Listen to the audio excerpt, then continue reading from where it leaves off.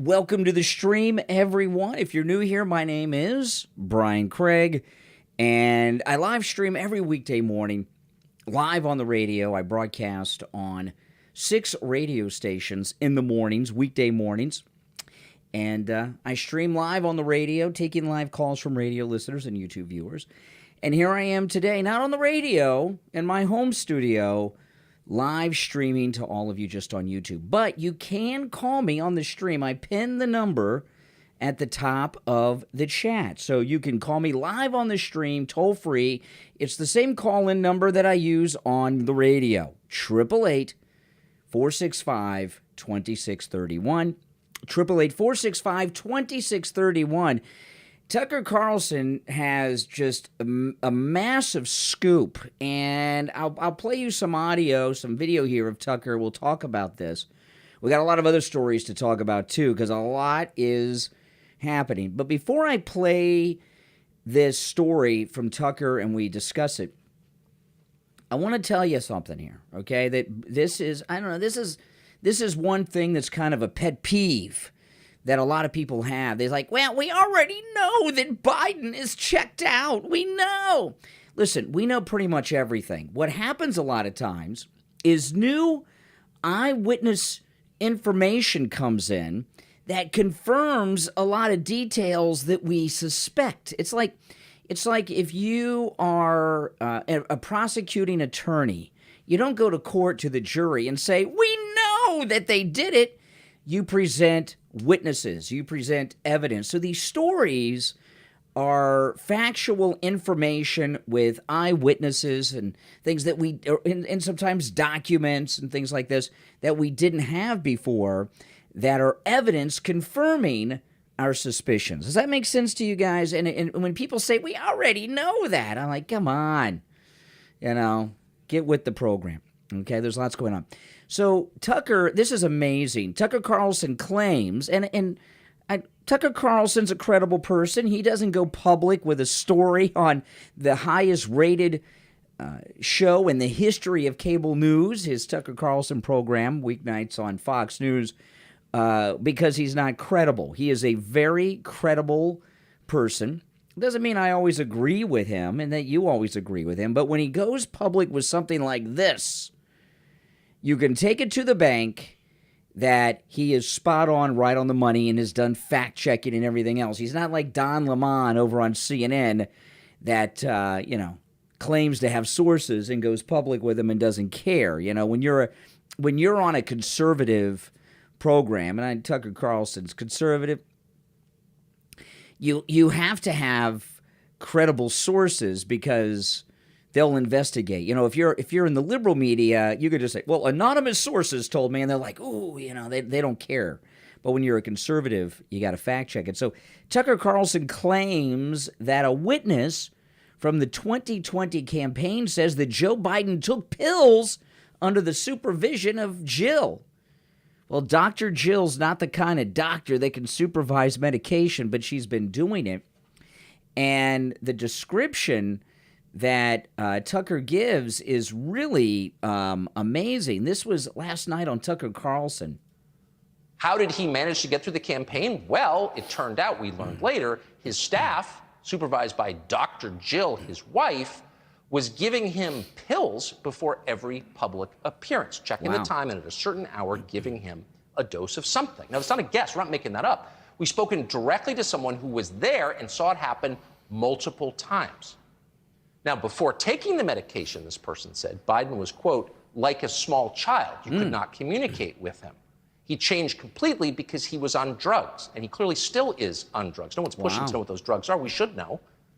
But the point is, Joe Biden's dementia was perfectly obvious to everyone around him more than 3 years ago. So we never thought this could happen. You can't make a senile man president of the United States. This is our country. This is a real country. It needs a real leader, even one you disagree with, but someone who's in full possession of his faculties. No one would ever do that. It's crazy. We're completely wrong. We're wrong because we underestimated the cynicism and the recklessness of the Democratic Party and the media who serve them. They will say literally anything, no matter how implausible or immoral, if it brings them more power. They knew exactly. Okay. So, I mean, this is absolutely amazing. And the one thing about medications, yeah, everyone knows this, whenever you take a medication, hey there, you're live on the stream, just let me finish my thought. When you're taking a medication, every medication has side effects. So what medications is Dr. Jill giving, Dr. Feelgood, Jill Biden, giving Joe? Okay, and what are the side effects of those medications? I think the American people got a right to know. Hey there, you're live on the stream. What's your name? Where are you calling from? Sure, buddy from Louisiana calling you, man. Oh, hey, Louisiana. What's up? Hey, man, how you doing on Saturday afternoon? I'm doing great. How are you? I'm good. So your president here is taking some unknown uppers that his wife is giving him. Where y'all get that from? Tucker Carlson, Fox News Channel's got a witness. What witness he got? We don't know the details of that yet. It'll be forthcoming. I don't believe that. Y'all need to find something else to talk about. That's crazy. I don't know why. You call me like every day and you tell me I got to find something else to talk about. If I'm talking about things that are so uninteresting, why are you listening and watching and calling me every day? Because every call you say you got to find something else to talk about. Because I just happened to listen. Oh, just happened, just an accident. You just happened to come across my YouTube. You just happened to come across my YouTube stream every day of the week. Yeah. Oh, okay, just an accident. I just came in from the casino, and I was looking at TV. I was looking at Reverend Al's show. Oh, you've got the gambling vice? You're a gambling addict? Came from the casino? Oh yeah, bro, I love gambling. What were you gambling? What were you playing? It's called Pompeii. Pompeii? What is that? $1. Yeah. A slot machine? Slot machine, $1 round. Oh, a slot machine. How much money did you lose today? About $60. $60? Oh my goodness. All right. Okay. Well, that's what I wanted to tell you. I don't know where Tucker get this from, but he's got a source that was on the campaign with Joe Biden. Saw Jill giving him drugs that would that he was like a child. He would take these pills, and then a little while later, he was like awake. I wish the president in jail sued Tucker Carlson for you wish what? For false. I wish they sued Tucker Carlson. You know what I wish? I wish Jill Biden would get her stepson off crack and get him out of the hookers. Don't you? Don't you wish? Here you got Jill Biden. I mean, think about this. Jill Biden's stepson that she raised, Hunter Biden, is hooked on crack. He's hooked on hookers. She's giving drugs to her. He's he raised Hunter too, and now Jill Biden we find out is giving pills to her husband. Have you seen it? There's a video. There's a problem with pills and by the way, her daughter is also a drug addict who's in and out of rehab all the time. I think that's sad. It is sad, but everybody in the family's taking pills, taking drugs. Hunter, the sister, Joe. Okay. Did you see I saw a video of Don Jr.? Look like he was Don high. Jr. Well, who cares? What are you talking about, Don Jr.? You're not concerned that the president of the United States is being reported to not even be able to communicate, and then he takes these magic pills, and then he wakes up. It's not true. Okay. It's not true. It's true. You have a good day, brother. Yeah. Okay, you have a good day, too. Oh, my goodness. It's not true. It's not true. I wish it wasn't true. I really do. I wish that it was not true. But sadly, it is true. Now, you all are welcome to call me live on the stream. The number is penned in the chat. It's the same number that I use on the radio, 888-465-2631. It seems everybody in this family is taking pills except Jill. What Jill needs to take are some lessons from Caitlyn Jenner on how to walk in high heels. Have you ever seen her walk in high heels? I've never seen a first lady with so little grace. Even Hillary can walk in high heels better than Joe. Yeah, we lost our Trump rally tonight because, the passing of Ivana Trump. But I think they're gonna have it next week. Is it Friday night they're gonna have it in Arizona? That's right. My wife Kathy was text messaging yesterday with Carrie Lake. That's right. True. My wife sent Carrie Lake a text message on her cell phone, and Carrie Lake wrote Kathy back. They were in communication. Now, Ronny Jackson is really an amazing guy. Ronny Jackson, who, of course, was the White House doctor to Obama and President Trump, and now he's in Congress. And, he got that letter, if you remember recently, from Obama, who was attacking Ronny Jackson for talking about the mental condition of Joe Biden. And, Ronny Jackson, they all thought he was a great doctor until he gave Donald Trump a clean bill of health. And now they've been out to destroy this guy. They ran him out of the Navy. And, but he has to respond. Obama is out there attacking his credibility as a doctor. So Ronny Jackson gave an interview to One American News and was giving his professional medical opinion of Joe Biden. And I think it's pretty good. Let's watch this. This is Dr. Congressman Ronny Jackson. Former White House doctor Ronny Jackson tells one. And I love how these Democrats don't want to believe Ronny Jackson. What, are they denying medical science? He's a doctor, right? White House doctor. He's a scientist. I mean, they call us science deniers because of what, if you don't agree with them, you're a science denier, they tell us. Ronny Jackson's a doctor. They're denying the medical science of Ronny Jackson. On American News that he has been speaking up more about Joe Biden's cognitive condition because it seems to keep getting worse and worse. One America's John Hines has more from Capitol Hill. You have been raising the alarm about the condition of the president, Mr. Biden. What have you been saying, sir?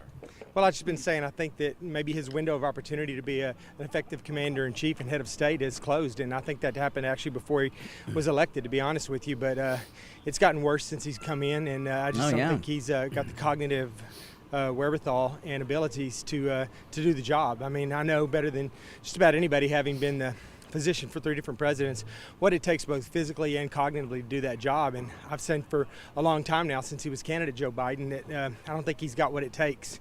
And I think we're seeing that on a regular basis now. We're seeing it overseas. And it's just not good for the country. It's not good for our economy. It's not good for our national security. And I just think that we can do better, and we need to do better, because it's a dangerous time in the country right now, and we need real leadership, and that's not what we're getting from him. I know you've raised this issue before, but what have you seen lately that makes you even more concerned at this point? You're speaking out now a little more forcefully.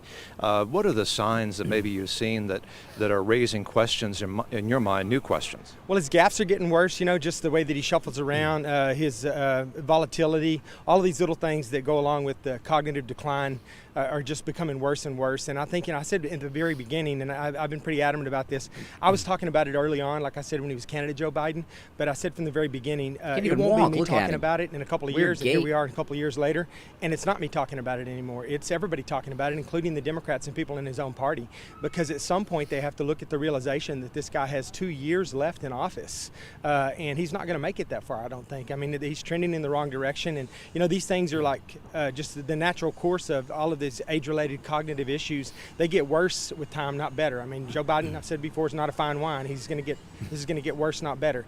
Now, we see this a lot of times in... I like that. Joe Biden's not a fine wine. I like that. His spoken words, his inability to follow a teleprompter. But is this maybe what we're seeing?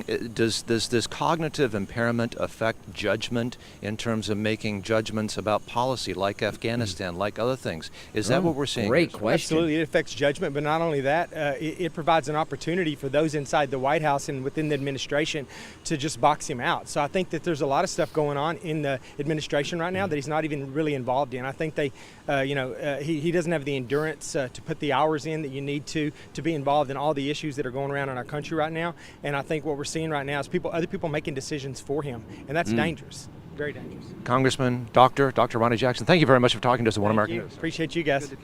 Yes. Oh, my goodness. Yeah. I mean, come on. Obviously, Ronny Jackson has the credibility of being a doctor. He knows Biden personally because he was Obama's doctor when Joe was vice president and all of that. And to deny that is just to deny science, wouldn't you say? I mean, and it's really scary because who is running the country? Who's making the tough decisions? Who's giving orders to the military? Right? Yeah. I mean, this is just pretty scary stuff. Now, is this a sad story? Homeless man on parole suspected of stabbing a NASCAR star, Bobby East, just 37 years old, at a California gas station. He was killed in a SWAT raid. NASCAR star Bobby East, 37, died after being stabbed at a California gas station. Police were looking for Trent William Millsap, 27, who allegedly stabbed East and another man at a gas station. Millsap was confronted by SWAT on Friday in Anaheim, one of 3 areas he frequented in Orange County. He was shot and killed when police tried to arrest him. Well, at least the SWAT team did something, as opposed to those Uvalde cops. This guy would still be alive and kicking. He was confronted by a SWAT team on Friday. No officers were injured. A canine was struck by a single bullet and hurt. East was a star in the racing world, which, I don't follow NASCAR too much, but is 37, does that seem young to be retired, or is that average? I thought these guys raced a little older than that. I don't know. I mean, this is a terrible story, but, there's all this talk that if we just didn't have a Second Amendment, there would be no murder. This guy killed someone with a knife. Right? With a knife. When you've got killers out there, killers are going to find ways to kill. They're just going to find ways to kill. It doesn't matter if they can get a gun or not. He did it with a knife. And, it's a terrible story, I must say. It seems young to me to be retired. I don't know. I don't follow NASCAR. I will tell you this, though. Years ago, about 10 or so years ago, I did that Richard Petty experience where you drive a car, a real race car, a real NASCAR car on a NASCAR track. I did it at Homestead, and let me tell you, I had no idea how tough that was. When you're going around those turns and those cars, you've got like a lot of G-forces coming. It's rough. I was exhausted, and I didn't do I don't remember how many laps I did. I didn't do the whole 500 miles. They don't let you do that, My mother got it for me for my birthday one year. I was exhausted. I couldn't believe how exhausting that was. But, there's all this talk of gun control. You notice that they've dropped the 4th of July shooter. When is the last time you saw a story about the 4th of July massacre in Illinois? That story has just completely evaporated. They don't want you to be talking about it, thinking about it. They have found something about that story that doesn't fit the narrative. I'm not sure what it is. I don't think any of you are either, because there's been so little reporting on it. They found something, and they didn't like what they found, so that's gone. Boom. In fact, if you notice, the whole gun control debate has kind of disappeared. But, when I see these terrible stories of a stabbing death like this, he stabbed 2 people, right? A lot of you may not realize this, but do you know that without any ID, not even checking your age, that you can walk into any store in America and walk out with a knife? No background check, no ID required. I don't even think there's an age restriction on buying knives. You can go and buy a knife anywhere in this country. And, of course, what we most definitely need is some common sense knife legislation, don't we? Because if we have some common sense knife legislation, yeah, think about it. Think about it. Maybe we could stop these tragedies. Oh my goodness. Speaking of knives, my wife and I, we just got a set of the Ginsu knives. They are amazing. I've always wanted Ginsu knives. Never had Ginsu knives before. We just got a set. Maybe I'll do a YouTube video where I cut a can, like a Coke can with it. I don't know. But that is a tragic story. You got to feel sorry for that guy. Oh my goodness, just getting gas. Some homeless guy comes up. Gas stations are bad news. I try to fill my daughter's car up for her. I don't like my daughter going to the gas station. Gas stations, a lot of people. Yeah, that Ginsu knife lobby, pretty strong out there. But gas stations are just like a terrible, dangerous place.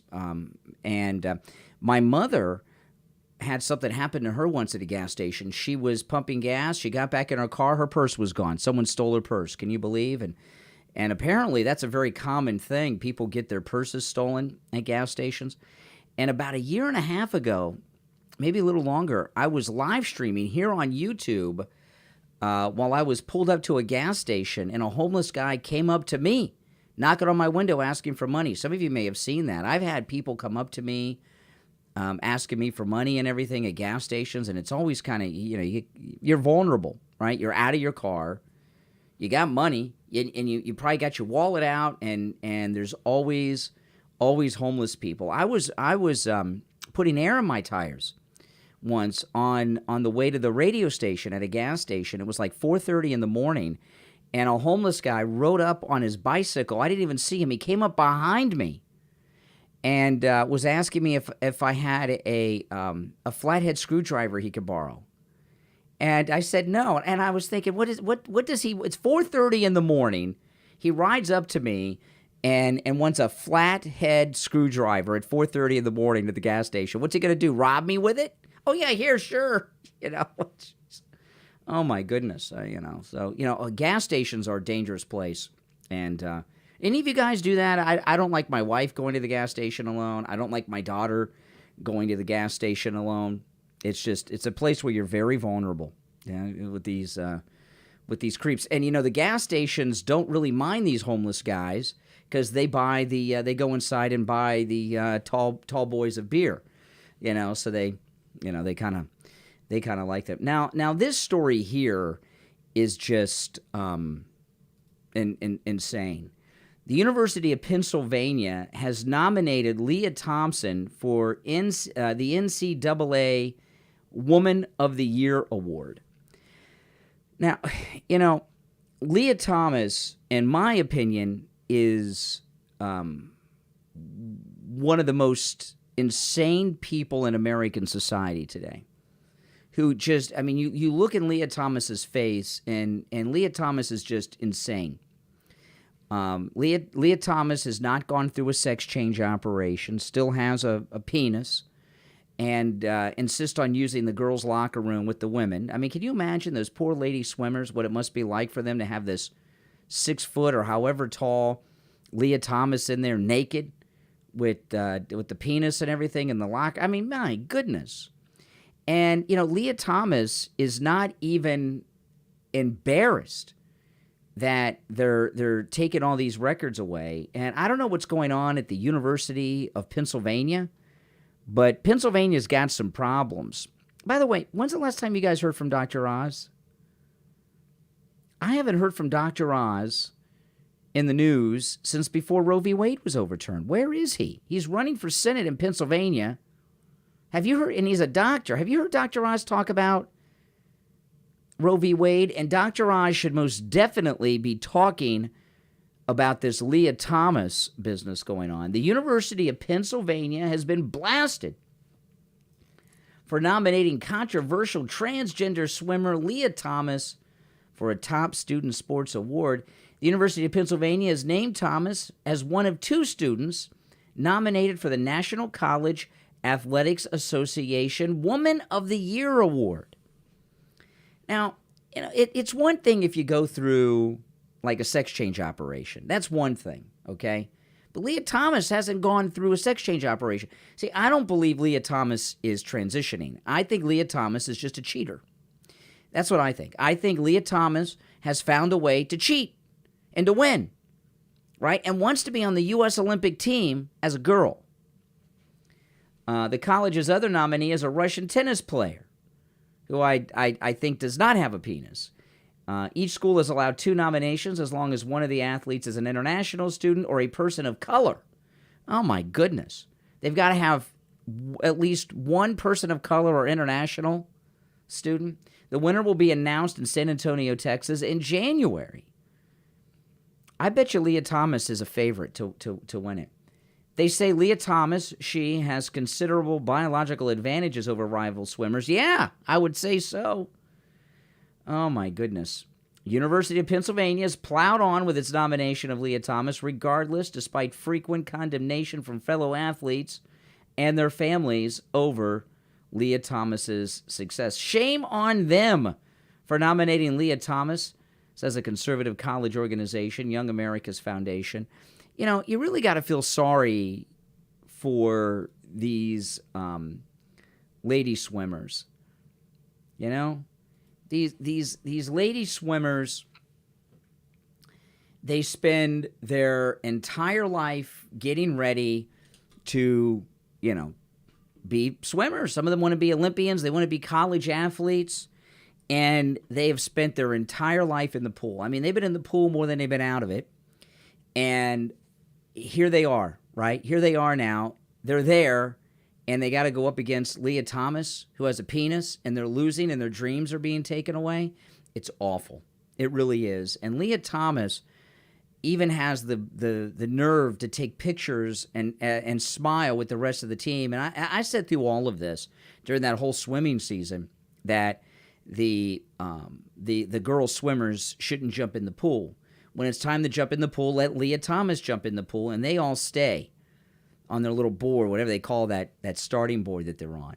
And, you know, Lia Thomas would not even know that they were swimming by themselves until they got to the end of the pool. They wouldn't even know it. And that's what I really think they should do, in my opinion. Oh, Nicholas, $2 super chat. Thank you so much. Everyone thank Nicholas Bowling for that. Now, yesterday, when I got off the radio, I did a phone interview with Mike Lindell, the inventor of the MyPillow. And you'll hear that interview on the radio this week. And I did put it up for Patreon supporters. It's on my Rumble, but it'll be airing on the radio this week. And I couldn't schedule it to be at the same time as we're on the air. Just his schedule was conflicting this week. So I said, no, let's just do it. I'll do it after the show. So I interviewed Mike Lindell. It was a very good interview. I know some of you probably have heard it already because, like I said, I put it on Rumble and I made it accessible to my Patreon supporters. And pretty good interview. And it was nice to talk to him. And it was early in the morning for him because he's an hour behind us here on the East Coast. He's on Central Time, and he was already in the office because, you know, he's a conservative, hardworking guy. And, you know, if you would like to support Mike Lindell, you know, I talked to him about the cancellation of Walmart, and he talked quite a bit about it on how that was just a big financial blow to MyPillow, and he has vowed to his employees, and he has thousands of employees. This is after Walmart announced they'll no longer carry MyPillow. So you got Walmart, Bed Bath & Beyond, Kohl's, a whole bunch of other major retailers are not carrying MyPillow products. And hey there, hold on, caller. I'll be with you in a moment. But he vowed to them that he will not lay any of them off. And if you want to support Mike Lindell, you want to support his company, his employees, and all of my content, go to MyPillow.com and buy something using my promo code KANE at checkout, K-A-N-E.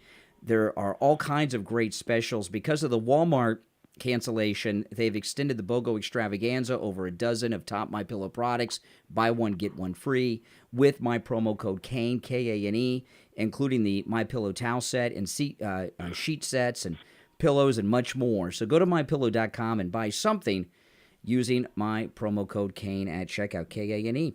Hey there, you're on the stream. What's your name? Where are you calling from? Hey, Brian. How you doing? Oh, hey, Nick in Baltimore. What's up, Nick? Yeah, I was listening to the great podcast, but great show, by the way. Thank you. I caught you earlier part where you were talking about Biden and the pill thing. You know, and I saw Tucker last night. That's a pretty shocking story. And then you got Obama doing his thing. You know, it really shows you how phony this whole charade is. Well, you know, Nick, the thing about these pills, I mean, the American people got a right to know what medication the president of the United States is taking. And, you know, one thing about medications, every medication has side effects. And the medications that Tucker is describing, we don't know what it is, but whatever it is a pretty heavy-duty pill. And a heavy-duty medication's got to have some heavy-duty side effects, and those can be a big problem, too. Right, and like somebody in the stream said, I forget who it was, but they raised a good point, and he has his finger on the nuclear football. Oh my goodness! And that's dangerous. If Trump, looked the wrong way or breathed through his right nostril, they complained. Remember the big Trump administration scandal of asking for that second scoop of ice cream at the White House event. Right. Remember that? Oh my goodness! 2 weeks, CNN was having meltdowns. How dare he? Oh yeah. Oh, what a nasty person he is. Yeah, Here the 2 guy scoops. cancels his rally out of respect for his former wife. Mm-hmm. And that shows you we had class in the White House. Now we have trash in the White House. From class to trash. The way it is. Well, I mean, look, did you see, they're on Fox Nation, which, I got Fox Nation a few months ago because Tucker Carlson had a very, very good series on January 6th, which was phenomenal. And I kept it. It's $5 a month. And they have some, I got a lot of problems with Fox, but Fox Nation has some good things up there. And Judge Jeanine has a series on Hunter Biden that it will blow your mind away. It's a 5-part series. And Kathy and I, we put it on. We watched the first part. We didn't stop till we watched all 5 of them. And no matter how scummy you believe Joe and Hunter are, they're scummier than you think. And it's scary. Oh. It's scary because, and speaking of television, we just canceled our we have Verizon Fios, and we just canceled the TV portion. So we just have the Internet, and we increased the Internet capability. And it's wonderful because we watch TV off the apps. I don't watch too much actual TV because if I watch entertainment shows, it's probably on Hulu or something. Right.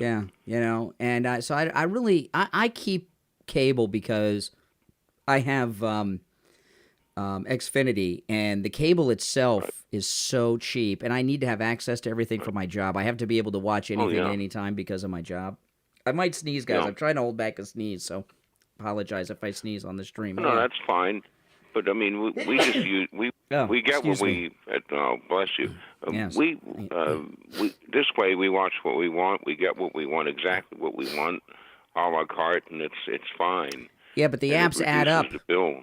They add up though, when you get too many apps. And I have a problem. I am very susceptible to binge watching with the app sometimes, which is bad news and such a waste of life. But if you've got Fox Nation, it's worth getting just for the month to watch this 5-part Judge Jeanine special on Hunter Biden. I think the only thing that upsets me about it is that these specials they should show on their regular Fox News channel. They're so important. People need to see them, and they put them on the Fox Nation app, and I don't know how many people see them. Less than a tenth of the number of people that would see them if they put them on the regular channel. That's right. Yeah. Well, maybe they will eventually, but I don't think so. They never put. That Hunter Biden series that he did on January 6th was phenomenal, and they never aired that on the main Fox News. It just stayed on the Fox Nation app. Well, then we should get the app. I'm going to look into it. Yeah. Well, thanks for calling, Nick. Appreciate it. All right, take care. Thanks for the program. All right, Nick in Baltimore. Take care. Nick in Baltimore always has something interesting to say. Now, have you guys noticed that Mayor Pete's husband is getting involved in the issues all the time? I mean, we're hearing from Mayor Pete's husband all the time now. And it's amazing to me that the idea that a man who is on the presidential cabinet, that it's not even newsworthy or interesting or controversial or shocking to find out that a man on the cabinet has a husband. It's just not. It's just that's where we are. Woke mob, including Mayor Pete's husband, Chasten, descend on CNN host Fareed Zakaria over a Washington Post column warning Dems to forget pronouns. Oh, boy. Oh, that's right. Let's see here. A woke mob that included Transportation Secretary Pete Buttigieg's husband descended on a CNN host who warned Democrats to stop obsessing over pronouns. Chasten Buttigieg. Oh, his husband took his name. I did not know that. Chasten Buttigieg. Did you guys know that his husband took his name? You know what that means? It means Mayor Pete's the husband, the man. And Chasten's the feminine of the two. Really? Wow. I'm interested. How did that go down? No, not that. The name. How did that go down? How did they decide that he was going to take Mayor Pete's last name? Huh?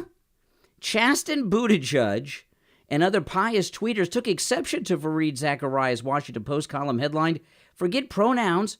Democrats need to become the party of building things." Now, this Fareed Zachariah is a real beaut. He's a real piece of work. He wrote a book years ago, that he was very excited. It was titled "The Post-American World," and he thought when Obama became president that India and China were replacing the United States. Zachariah used his regular column to warn Democrats that tangible achievements, rather than a fixation with woke issues, including trans rights, would help them achieve continued success. He warned that the Democrat Party needs to make government work for people, and that doing so is more important to most Americans than using the right pronouns. But Chasten Buttigieg, the husband of Mayor Pete, was among those keen to pour scorn on Fareed Zachariah. Mayor Pete's husband tweeted, "Addressing someone by the name/pronoun they prefer is free, easy, and kind. Using them builds community and belonging. Democrats can walk and chew gum. We can fix roads and build bridges while also making it a little easier to go about your life. That's called freedom," Chasten Buttigieg wrote. Oh, my goodness.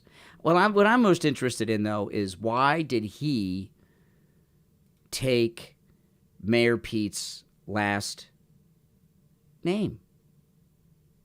Why did he take Mayor Pete's last name? Why do you guys think he took Mayor Pete's last name? Because, I would have thought that maybe they would have done some hyphenated thing where they had both of their names. But that wasn't hyphenated, right? His legal name is Chasten Buttigieg. I wonder what Chasten's maiden name is. I guess, he doesn't have a maiden name because that's what would a man have? What's the male version of maiden? I don't even know. Like, if you're a maiden, but what's the male is there a male version of maiden? I don't think there is. I don't know. There's got to be a male version of maiden. I don't know. We need a new word. That's just it. Now this is something. Nancy Pelosi. This is an interesting. Nancy, I love this headline. Nancy Pelosi's. This is a big problem with millennials and the press today. And this story here. This is I wasn't going to talk about this story, even though it's scandalous about Pelosi. But I saw this. I mean, now before I point it out, can you guys pick out the mistake in the headline before I tell you? It's pretty easy to see. I don't think it's that difficult to see. Do you see the mistake? And, this is the thing that burns me. I'm not the best speller, okay? I misspell things all the time. Thank the Lord for, autocorrect and spell check and all that stuff. It saves me a lot of embarrassment. But one thing I've noticed over the last few years is that the media have more misspellings. They use the wrong words. They mess up phrases and everything. And what it shows you is that one, they're these left-wing media people, and this is a left-wing paper, right? They're all obsessed with pronouns, but they're not really obsessed with using the proper words in any type of sentence that makes sense or spelling. Yeah, Nancy Pelosi's drink driver husband, as opposed to drunk driver husband. Now, how many of you have noticed over the last 5 years or so how many mistakes like this you see in news stories with major corporate publications. This isn't like some guy. This is the Daily Mail, the most read English language newspaper in the world. This isn't like some guy with a vlog or a blog or something, or somebody, like I'll have a typo. I had a typo today that I put on Twitter for this stream and on Truth Social, and there's no edit feature. I said, I'll leave it there. But I'm not, that's just, little typo on a tweet or a truth post. That's one thing. But if you're with a major international publication, a news organization, when you report a story, it's supposed to be fact-checked. Fact-checked. How can a news organization have credibility as having credible sourcing on their news stories if they don't even have someone do a grammar check? Right? I mean, there's a problem. But anyway, Nancy Pelosi's drink driver husband, Paul, is blasted for buying $5 billion of shares in a semiconductor firm days before a congressional vote that could hand $52 billion to chip manufacturers. See, this is one of the things that President Trump stopped. This insider trading in Washington. And they have this, Congress makes the laws, and they make the laws to benefit themselves. And while they cannot do insider trading themselves, of course, their spouses can, right? Their kids can, their nephews can, their sisters can, their brothers can. It's like Joe Biden's sister's been running his campaign since he ran for the Senate back in 1973 or whatever year it was. And she makes a living off the campaign, which is another scam. This insider trading that's going on with her drink driving husband. That's why Nancy Pelosi is worth $250 million. She's worth $250 million. That's her net worth. And it's because she's a crook. And she passes legislation so that they can make money off of it, just like that. And that's what they do. And you know what? The fake news media, they don't even care. They don't even mention it. Could you imagine if Donald Trump was about to sign a bill into law and Don Jr. or anybody in the Trump organization, Melania, had owned one share in a company, just one share, and the value went up from $10 to $12, they would have meltdowns over it. But here you got a multi-million-dollar deal with the Pelosi's, and not even a wink or a nod. It's just, it's not even news to them. Now, I want you to explain this to me. Half of Ukrainians who fled to the European Union have now returned. Now, if this war is such a big deal, right? If Ukraine is in so much trouble, why have half of Ukrainians who fled returned? I've been telling you guys that I watched some vloggers, some millennial vloggers. I saw this one girl. She fled to Poland. She came back to Kiev a few weeks ago. She was at the mall the other day. The mall looks now there's some stores that are closed, but the mall was open for business, and there were shoppers there like a regular day at the mall. And it was a nice mall, a lot nicer than a lot of the shut down, closed down malls in this country that I watch on YouTube. You ever watch those dead malls you see on YouTube? It was a beautiful mall with luxury stores and luxury items. And the reality of the situation is Russia's not a threat. Ukraine is doing fine. They don't need 10 cents from us. They don't need any soldiers from us. They need no military assistance. And this is just a big racket that the Uniparty, the Democrat and the Republican establishment have going on to get all their crap passed through fake support of Ukraine. And I haven't seen anybody do a breakdown on the Ukraine funding, how much of it is staying here going to the donors and how much of it is really going to the Ukraine. Have you seen any breakdowns on that? I haven't seen any. And, if Ukraine is so dangerous, why have half of the people who fled gone back? If it's that dangerous, you don't go back. If you got Russian rape gangs all over, you don't go back. If the country is being bombed out of existence, you don't go back. You stay in the European Union where it's safe.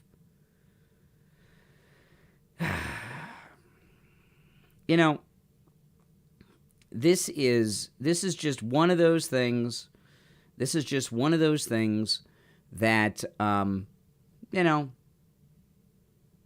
we're going to have to live with until Trump comes back in 2024. They got this new Cold War BS going. Russia's all a threat again. You know, Fox News had a story today about the Russian threat. Their military is a threat, and we got to build up our military because the threat of the Russian military. The Russian military is getting their butt kicked by Ukraine. How can they be a threat to us if they can't even whip Ukraine, right? Give me a break. Bunch of nonsense. Now, Stephanie Rule here over on MSNBC. Let me pull this up. I don't even understand this. Well, you'll understand it when we're done. Don't worry, Stephanie Rule. Let me pull this up here. Hold on. Let's go. Where are we? Now, Stephanie Rule to me. I don't even understand this. Looks like she smokes about 5 packs a day. They're denying the story. They're weaponizing this story. This girl. Oh yeah, I forgot. She's talking, by the way, about the story of the 10-year-old girl who was raped in Ohio by the 27-year-old illegal. Okay. I don't even understand this. They're denying the story. They're weaponizing this story. This girl had to flee the state because Roe versus Wade was overturned. That's what the right wanted to happen. So what exactly are they doing here? Yeah, that's an excellent question, Steph. I don't know what they're doing, but I do know is that they thought first that this was, they were blaming the media as telling lies, as being fake news, when it was actually the truth.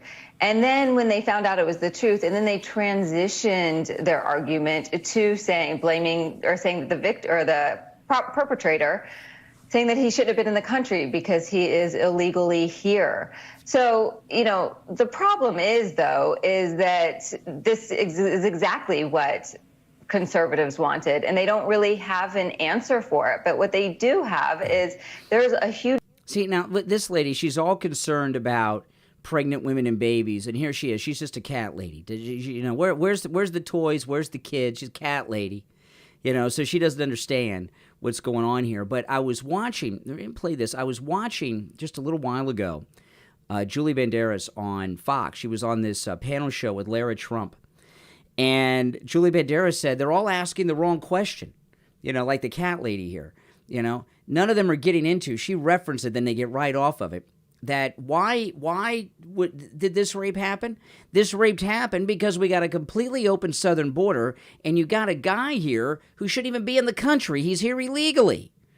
And if they were enforcing our southern border, this rape would not have happened, at least not in this country. Let's see what else they have to say, though. Let's see. Huge debate happening right now in Congress and in states around the country and on the campaign trail, what to do in instances of rape and incest. And Republicans more and more likely to say that rape and incest should not be an exception. And so this is just, you know, Democrats are continuing to highlight that hypocrisy and that extremism, of course, but also, you know, it raises real life questions for women and girls around the country. Okay, says, yeah, Newsbusters, which, by the way, is a great website. If you guys don't know about Newsbusters, newsbusters.org, they're a very good website of conservative news that you would very much enjoy if you haven't checked them out already. But, you know, this, I had a caller on the radio yesterday that was talking about the mother of the 10-year-old. But, you know, and I want to play this story and then talk about this. You know, this thing about, you know, what Julie Banderas was talking about on Fox News earlier with Lia Trump. This rape wouldn't have happened if we had border enforcement. This guy wouldn't be here in the country. And, you know, a lot of these crimes wouldn't be happening if we had border enforcement. You know, it's almost like, hey, Sarah in the chat. This shirt, by the way, Sarah in the chat there, Sarah gave me. Right, this is from President Trump at the Daytona. Isn't it a cool shirt? I like this shirt. But anyway, thanks, Sarah. Gave me this shirt a while ago. I love this shirt. I wear it all the time. These illegal crimes are all crimes that shouldn't be happening, and it's really like, you know, like Minority Report with Tom Cruise. Right? They had that Office of Pre-Crime. That's almost what this is like. These are crimes that are preventable by enforcing the southern border. But anyway, I wanted to play this. I played the audio of this on the radio yesterday, and then I had a caller that just I thought brought up just an amazing point. This is the Telemundo interview, and there's subtitles. So, she's speaking Spanish, but there's subtitles. This is the Telemundo reporter, and this is the mother of the 10-year-old girl talking through the little crack in the door. Ocultando su rostro, esta mujer quien nos abrió la puerta en la casa donde la policía confirma vive Gerson Fuentes, acusado de violar a una niña de 10 años, se identificó como madre de la menor y aseguró que él es inocente.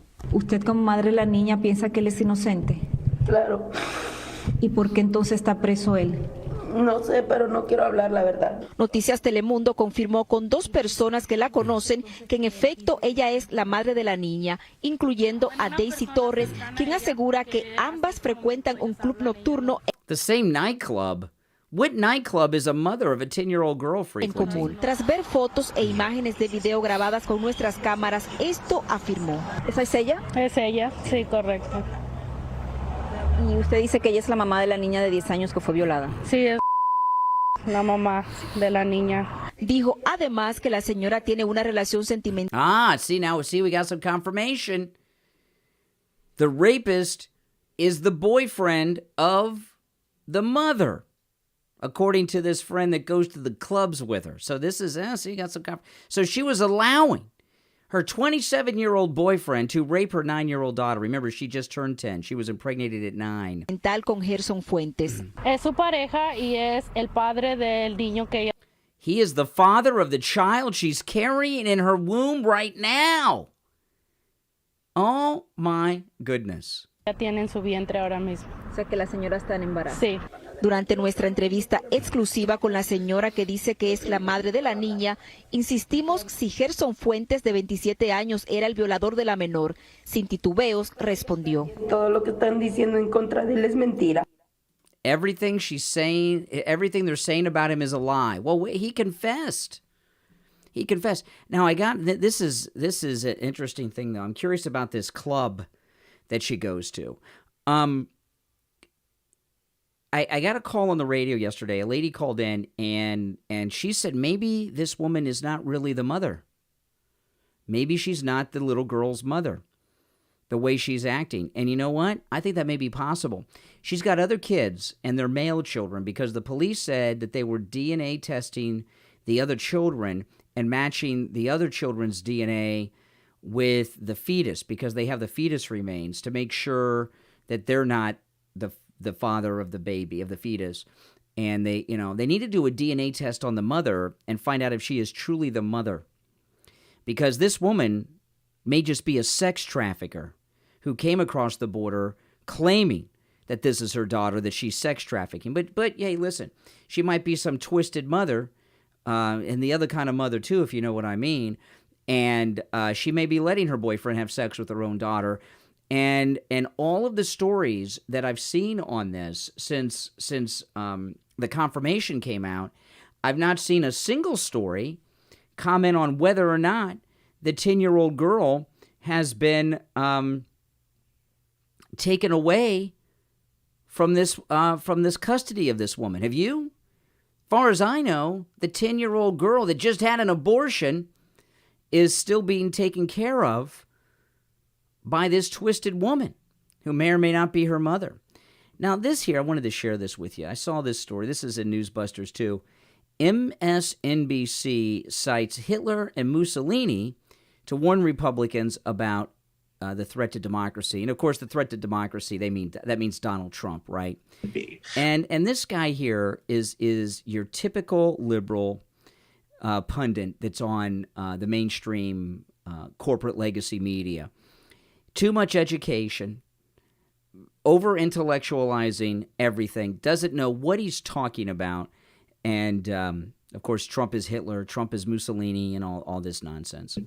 We've had this faction throughout the United States. It is the ideology of slaveholders, of the Ku Klux Klan. By the way, Democrats, right? Slave owners, Democrats, he's quoting, right? He's talking about slave owners, Democrats. Ku Klux Klan, more Democrats. be.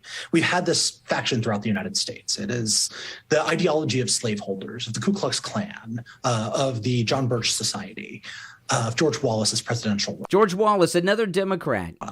But what had happened, at least sort of as... John Birch were Republicans, so he named 4 things that are just terrible. 3 of them are Democrats. The conservative movement emerged after World War II as a... And you know, this guy here, this overeducated intellectual snob that MSNBC has on, he thinks that George Wallace, the Klan, and the slave owners were Republicans. He's probably a college professor. He probably got a PhD or 2, and he thinks they were all Republicans. We've had this faction throughout the United States. It is the ideology of slaveholders, of the Ku Klux Klan, of the John Birch Society, of George Wallace's presidential run. But what had happened, at least sort of as the conservative movement emerged after World War II as a coherent entity, is that it attempted to...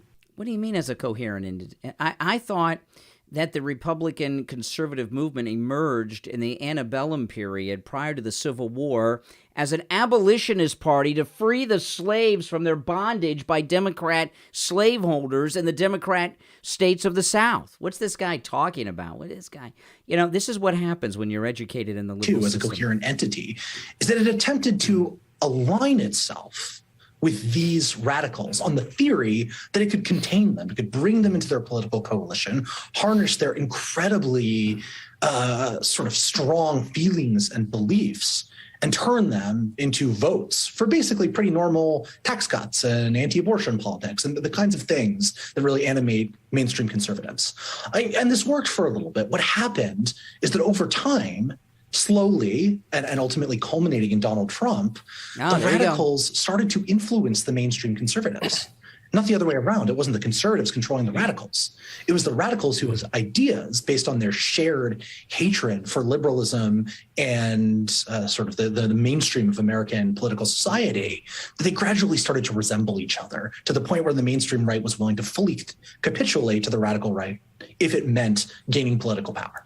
See, that's what you send your kids to college, and they're educated by dopes like this that don't know what the hell they're talking about, and they think they're intellectual. You know, this guy thinks that he's just made some point. You know, I mean, I don't know. It's really a sad thing. I don't want to turn this into a college poli-sci course, but we do have a professor here. Ruth, do you agree with this synopsis? And then as a follow... do you agree that Trump is Hitler, that Trump's Mussolini? I'm sure she agrees. If you do agree with it, I'm wondering, as someone who's studied this stuff, what's the closest historical parallel to the moment we are that we are in right now with our democracy? So I do agree. And in fact, my book is about all these case studies all over the world of strong men. This is her. I wonder if this is her book. Yeah, this is her book. I'm not sure how to pronounce her last name, but that's her name right there. She wrote a book about not strong men like Donald Trump, strong men like probably like bad guys, right? You know, the men they like are like Mayor Pete and his husband. So I do agree. And in fact, my book is about all these case studies all over the world of when oh, yeah. New York University professor of history. There you go. Conservatives, like starting with Mussolini and Hitler, conservatives brought these extremists and their militias into power, thinking they could control them and ally with them. And then the logic of authoritarianism is increasing radicalization. The logic of authoritarianism is the increasing of radical. They use all these isms.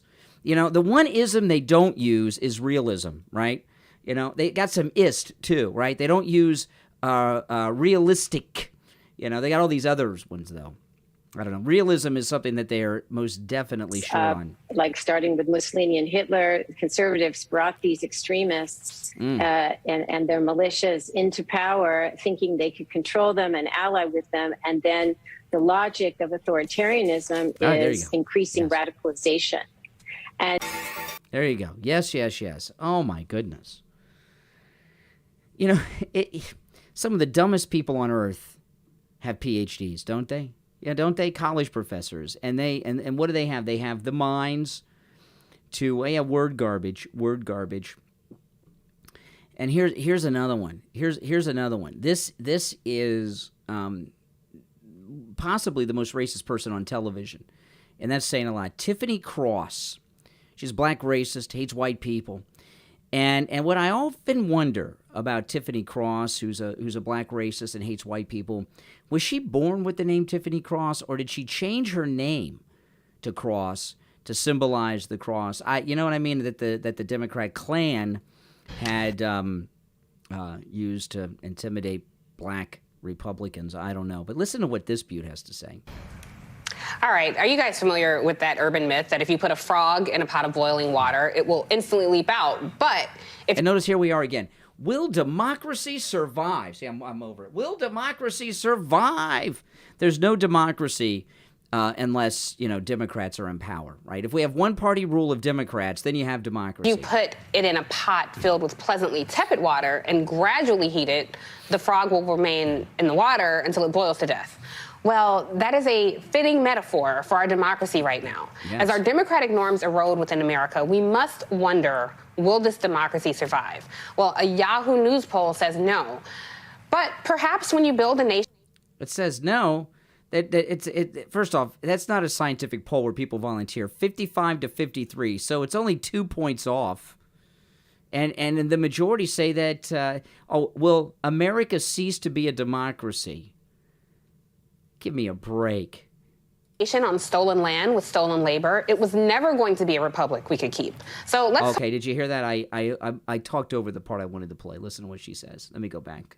I talked over the part I brought this up for. Until it boils to death.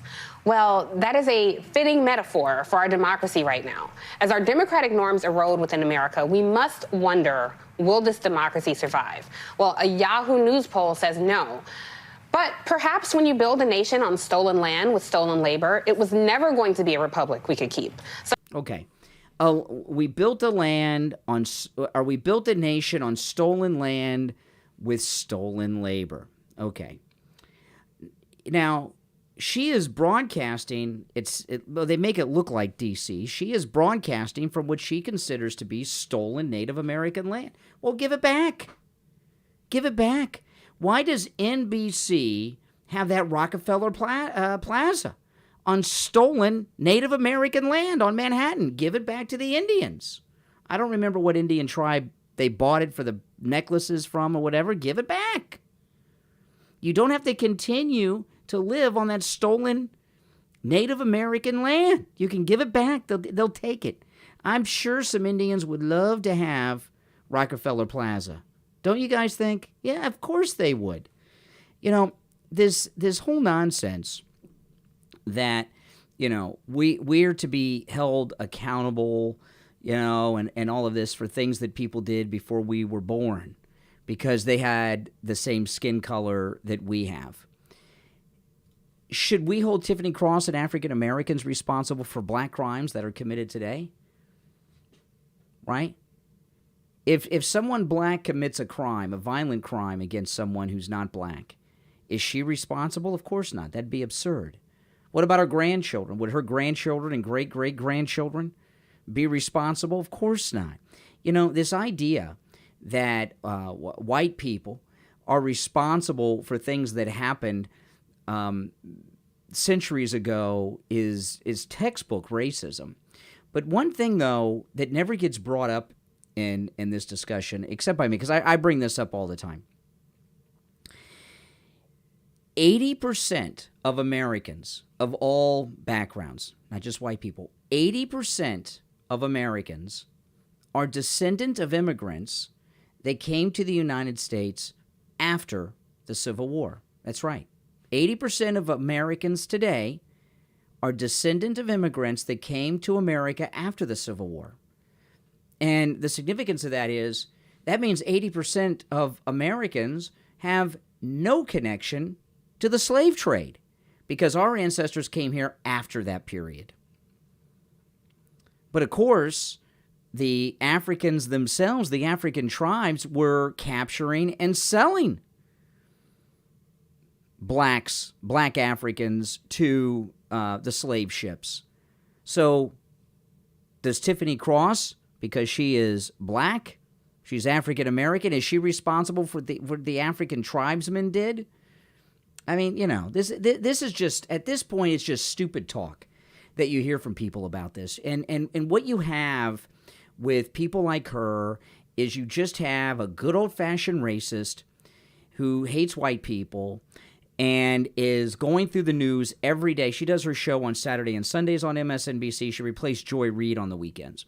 So what she does is go through the news looking for stories to justify her irrational hatred of white people and make it sound like it's based on something other than her bigotry. That's all it is. That's all it is. And I'm telling you, I play clips from her quite often on my podcast, on the radio. She is without question one of, if not the most racist person on television, on cable news.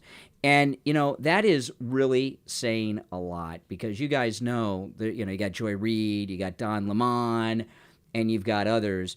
There's some really hardcore racist people out there. So for someone to be the most racist, they got to be pretty bad. And you know what? She's pretty bad.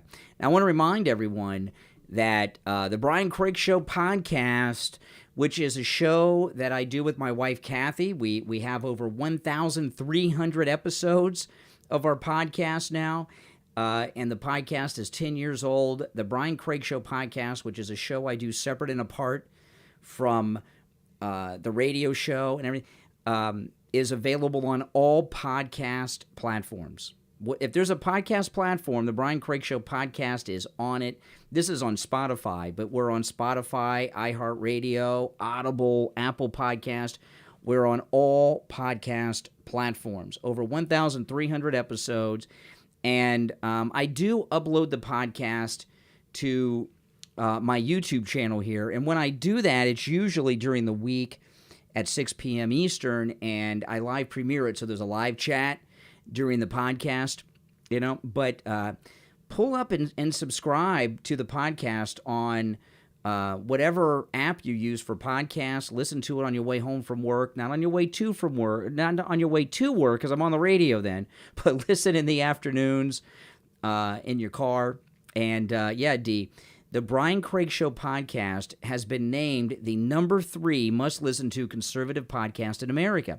Number 1 was Mark Levin, which I don't even think should count, because Mark Levin's podcast is just, they upload his radio show. But number 1 was Mark Levin's podcast. Number 2, Glenn Beck's The Blaze. And number 3, the number 3 must-listen-to conservative podcast in America, the Brian Craig Show podcast. So, Kim, £10 super chat. Well, with the value of the dollar today, that £10 from the UK, that's like $800. So thank you for that super chat. Everyone, please thank Kim. But Catherine and I have been doing this podcast. We started the podcast the day after Benghazi, and of course, it's a very good show. You can see all these episodes. It just goes on and on and on, and they're good. So make sure you subscribe on whatever platform you get your podcast on. Hey, guys, listen, thanks for joining me. If you're new to my channel, subscribe. Everyone, make sure you like the video before you go. Liking the video helps a lot. Mark, $5 super sticker. He says, keep it up. Thank you so much, Mark. Everyone, please thank Mark for that super sticker. When you like the video, that tells the YouTube algorithm to recommend this video and all of my content to other people who have not yet discovered my channel. So when you guys like the video, that really helps me reach new people, and I really appreciate that. Oh, and I want to say one thing before I go.